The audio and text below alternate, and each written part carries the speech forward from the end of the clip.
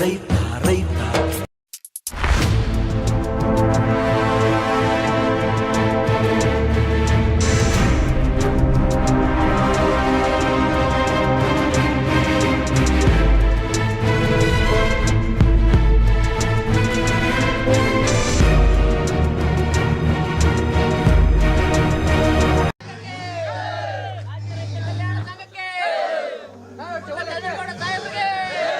ಈ ಪರಿ ಸಂಭ್ರಮ, ಈ ಪರಿ ಸಡಗರ, ಜನಸ್ತೋಮ ನೋಡಿ ಇದ್ಯಾವುದು ಹಬ್ಬ ಇರಬೇಕು ಅಂದ್ಕೊಂಡ್ರ?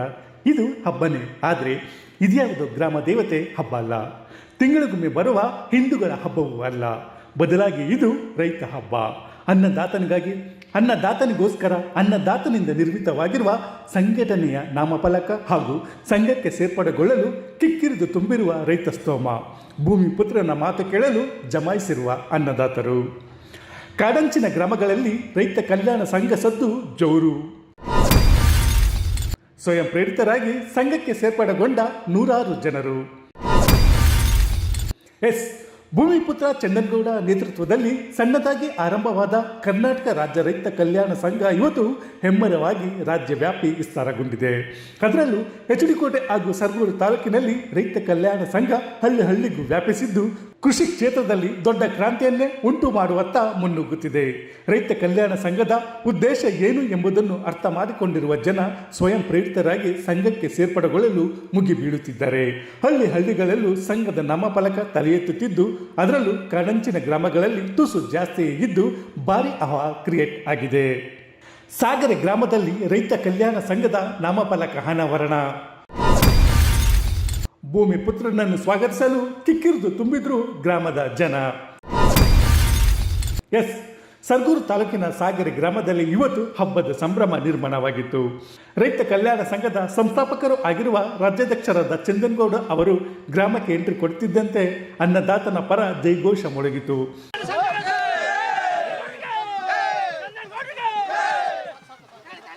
ಡೊಳ್ಳು ಸದ್ದು ಹಿಮ್ಮಡಿಗೊಂಡಿತು. ಪಟಕೆ ಸದ್ದು ಕಿವಿಗೆ ಅಪ್ಪಳಿಸಿತು.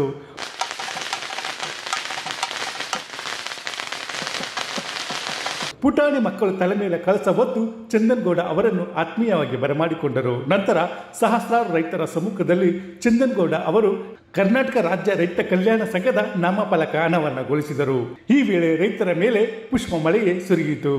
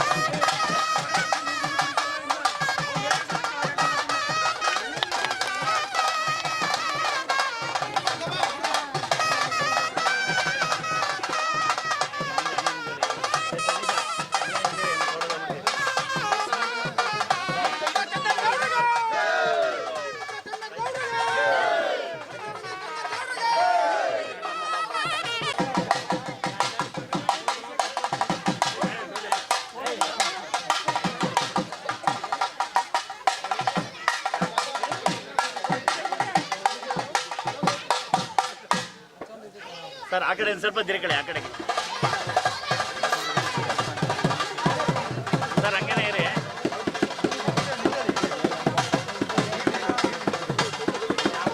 ಗ್ರಾಮದಲ್ಲಿ ನೇಗಿಲ ಹೊತ್ತು ಮುನ್ನಡೆದ ಭೂಮಿ ಪುತ್ರ.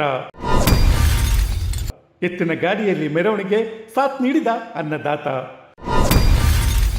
ನಾಮಫಲಕ ಅನಾವರಣಕ್ಕೂ ಮುನ್ನ ಚಂದನಗೌಡ ಅವರನ್ನು ಎತ್ತಿನ ಗಾಡಿಯಲ್ಲಿ ಕರೆತರಲಾಯಿತು.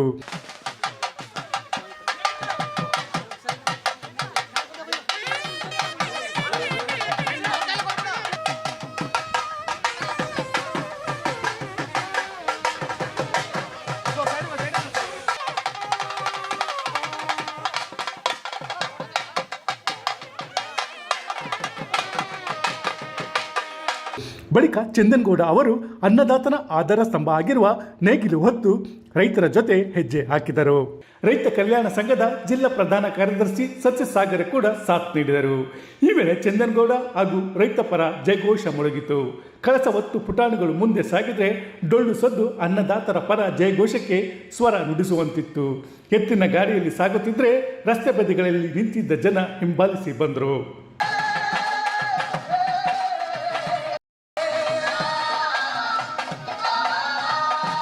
ಸಾಗರ ಮಾರಮ್ಮನ ದರ್ಶನ ಪಡೆದ ಸಂಘದ ಸಂಸ್ಥಾಪಕರು. ರೈತರಿಗೆ ಒಳಿತು ಮಾಡುವಂತೆ ಪ್ರಾರ್ಥನೆ ಸಲ್ಲಿಸಿದ ರಾಜ್ಯಾಧ್ಯಕ್ಷರು. ಇನ್ನು ವೇದಿಕೆ ಕಾರ್ಯಕ್ರಮಕ್ಕೂ ಮುನ್ನ ಚಂದನಗೌಡ ಅವರು ಶ್ರೀ ಸಾಗರ ಮಾರಮ್ಮನ ದರ್ಶನ ಪಡೆದರು. ನನ್ನ ರೈತ ಸಮುದಾಯಕ್ಕೆ ಒಳಿತು ಮಾಡುವಂತೆ ತಾಯಿಗೆ ಪ್ರಾರ್ಥನೆ ಸಲ್ಲಿಸಿದರು.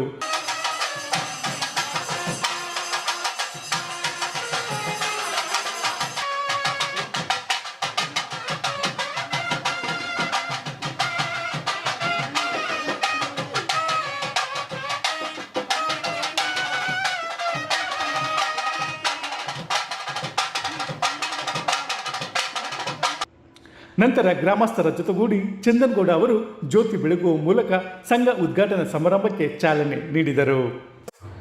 ಮಣ್ಣಿನ ಮಕ್ಕಳಿಗಾಗಿ ಮಣ್ಣು ಹಿಡಿದು ಮಣ್ಣಿನ ಮಗ ಶಪಥ.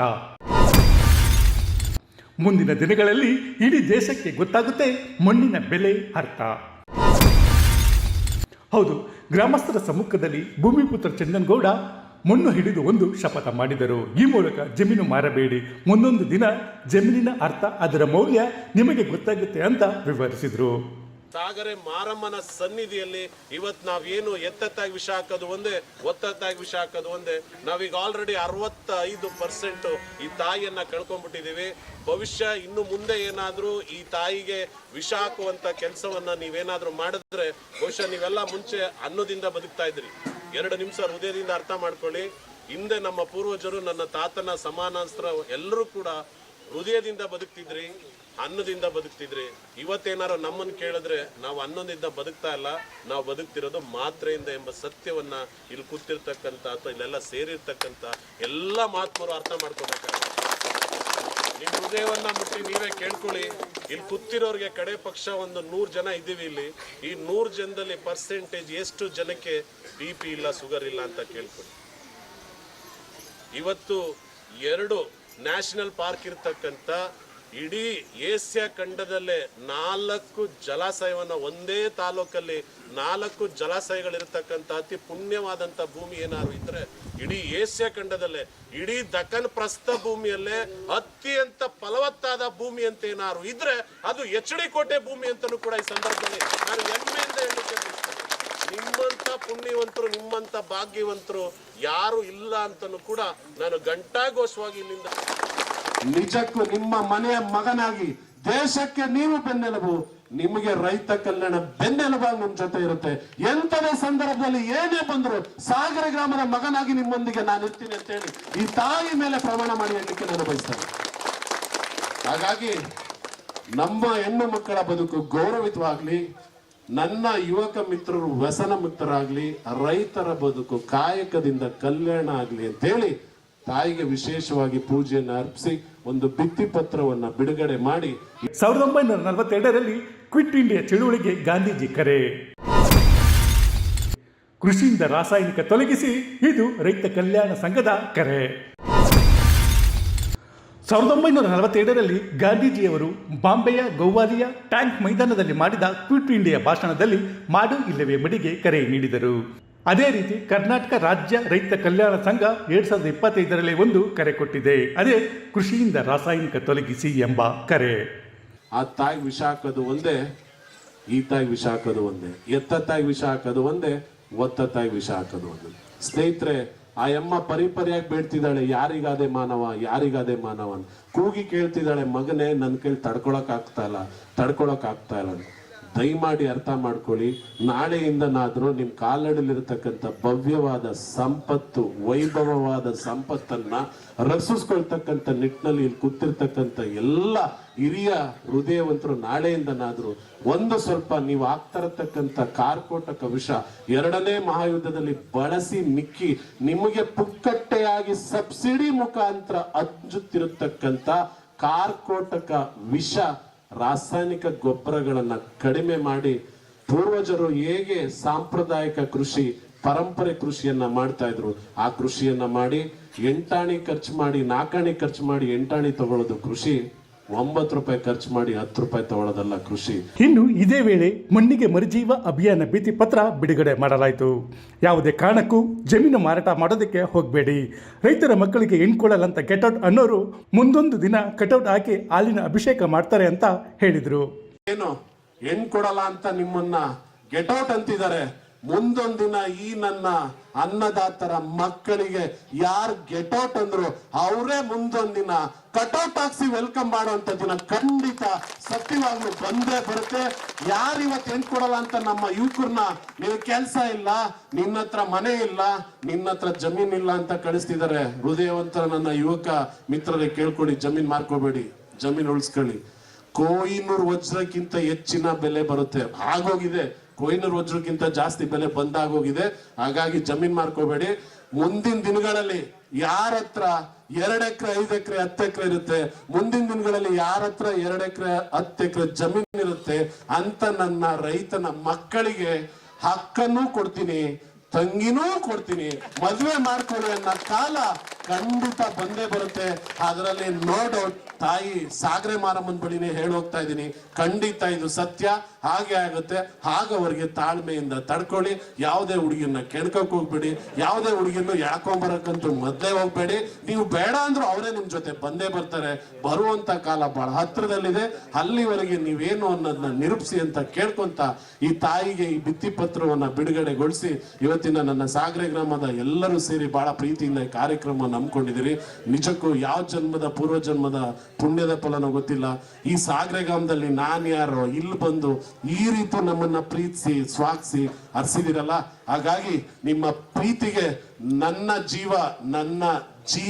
ಜೀವನ ಇರೋವರೆಗೂ ಋಣಿಯಾಗಿರ್ತೇನೆ ಅಂತ ಹೇಳ್ತಾ ಈ ಭಿತ್ತಿ ಪತ್ರವನ್ನು ಬಿಡುಗಡೆ ಮಾಡ್ತಾ ಇದೀವಿ. ದಯಮಾಡಿ ಒಂದು ನನ್ನ ಮಣ್ಣಿದು ಅನ್ನೋದು.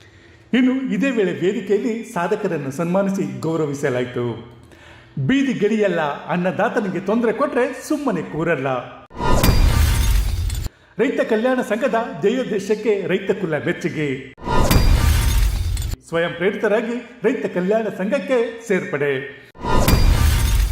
ಇನ್ನು ಕರ್ನಾಟಕ ರಾಜ್ಯ ರೈತ ಕಲ್ಯಾಣ ಸಂಘದ ಧ್ಯೇಯೋದ್ದೇಶ ನೋಡಿ ನೂರಾರು ರೈತರು ಚಂದನ್ಗೌಡ ಅವರ ಸಮ್ಮುಖದಲ್ಲಿ ಸಂಘಕ್ಕೆ ಸೇರ್ಪಡೆಯಾದರು.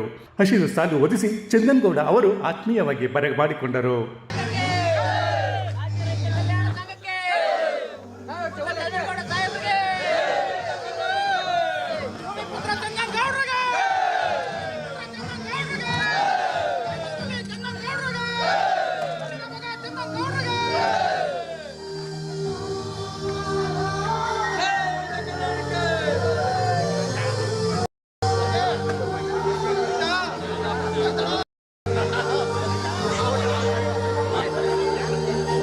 ಅಗತೂರು ಗ್ರಾಮದಲ್ಲಿ ಕತ್ತಲು ಆವರಿಸಿದರೂ ಕುಗ್ಗದ ರೈತರ ಉತ್ಸಾಹ.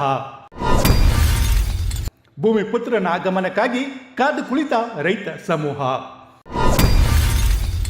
ಇನ್ನು ಸಾಗರ ಗ್ರಾಮದಲ್ಲಿ ಕಾರ್ಯಕ್ರಮ ಮುಗಿಸಿ ಬಳಿಕ ನೇರವಾಗಿ ಅಗತೂರು ಗ್ರಾಮಕ್ಕೆ ಚಂದನ್ಗೌಡ ಹಾಗೂ ಅವರ ರೈತ ಸೇನಾನಿಗಳು ಆಗಮಿಸಿದರು. ಆದರೆ ಅಷ್ಟೊತ್ತಿಗಾಗಲೇ ಕತ್ತಲು ಆವರಿಸಿತು. ಆದರೂ ಗ್ರಾಮಸ್ಥರು ಯಾರೂ ಕೂಡ ಜಾಗ ಬಿಟ್ಟು ಕದಲಿರಲಿಲ್ಲ. ಮಳೆ ಬಂದರೂ ಮನೆಗೆ ಹೋಗಿರಲಿಲ್ಲ. ರಾತ್ರಿ 8 ಗಂಟೆಯಾದರೂ ಅಲ್ಲಿಯೇ ಕುಳಿತು ಚಂದನ್ಗೌಡ ಅವರನ್ನು ಆತ್ಮೀಯವಾಗಿ ಬರಮಾಡಿಕೊಂಡರು. ಜೈಕಾರ ಕೂಗುತ್ತಾ ಪಟಾಕಿ ಸಿಡಿಸಿ ಸಂಭ್ರಮಿಸಿದರು. ಚಂದನ್ಗೌಡ ಅವರು ನೇರವಾಗಿ ಶ್ರೀ ಕೀರ್ತಿ ನಾರಾಯಣ ಸ್ವಾಮಿ ದೇವಸ್ಥಾನಕ್ಕೆ ತೆರಳಿ ಆಶೀರ್ವಾದ ಪಡೆದರು.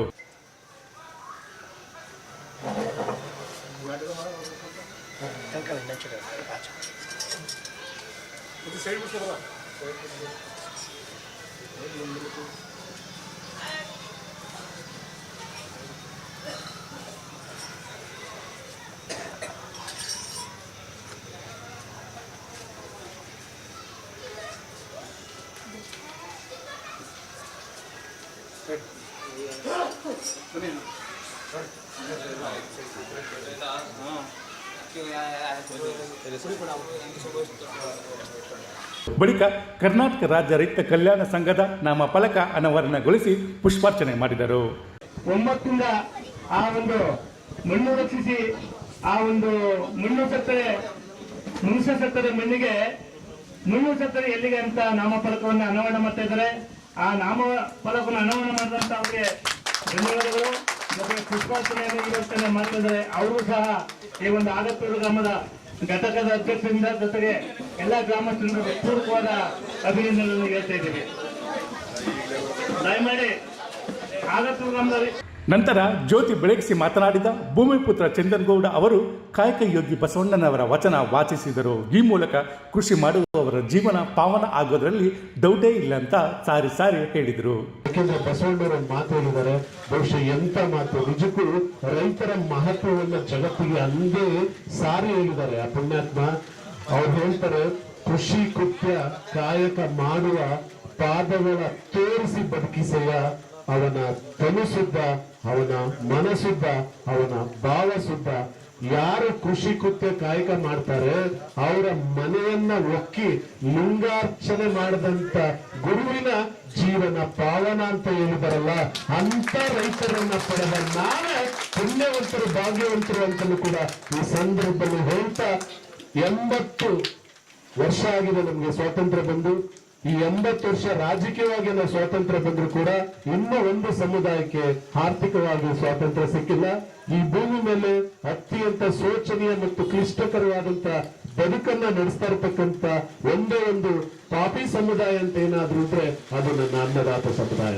ಹಾಗಾಗಿ ತಾಯಿ ಚಿಕ್ಕಮ್ಮ ದೇವಿಯಲ್ಲಿ ನಾನು ವಿಶೇಷವಾಗಿ ಪ್ರಾರ್ಥನೆಯನ್ನ ಮಾಡ್ತೇನೆ, ತಾಯಿ ಎಲ್ಲಿವರೆಗೆ ಈ ನನ್ನ ಅನ್ನದಾತರಿಗೆ ಈ ಕಡು ಬಡತನದ ಕಷ್ಟದ ಬದುಕನ್ನ ಕೊಡ್ತೀಯಮ್ಮ, ಈ ಬಡತನವನ್ನ, ಈ ಕೂಗನ್ನ, ಈ ನೋವನ್ನ ಕೇಳುವರಂತೂ ಪ್ರತಿನಿಧಿಗಳು ಯಾರು ಇಲ್ಲ. ಕಡೆ ಪಕ್ಷ ಆ ದೈವನಾರು ಕೂಡ, ಆ ದೇವರಾರು ಕೂಡ ನಾಳೆಯಿಂದ ರೈತರ ಬದುಕನ್ನ ಒಂದು ಹಸನ್ಗೊಳಿಸಲಿ, ರೈತರ ಬದುಕಲ್ಲಿ ಒಂದು ಹೊಸ ಬೆಳಕನ್ನ ಚೆಲ್ಲಲಿ. ಇನ್ನು ಇಲ್ಲೂ ಕೂಡ ನೂರಾರು ರೈತರು ಕರ್ನಾಟಕ ರಾಜ್ಯ ರೈತ ಕಲ್ಯಾಣ ಸಂಘಕ್ಕೆ ಸೇರ್ಪಡೆಯಾದರು. ಕೆಂಪನಾಯಕರು, ಕೆಂಪರಸ ನಾಯಕರು,